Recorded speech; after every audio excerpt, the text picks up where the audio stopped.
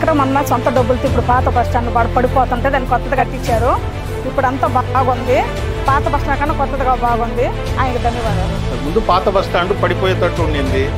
అది పగలగొట్టేసి విక్రమ్ రెడ్డి గారు వచ్చిన తర్వాత ప్రజలకంతా నిలబడేదానికి ఇబ్బంది అవుతుంది, ఎండ వానకి అనేది ఆయన పగలగొట్టి కొత్తగా కట్టించారు. నా పేరు రత్నమ్మ, అది ఆత్మకూరు మండలం.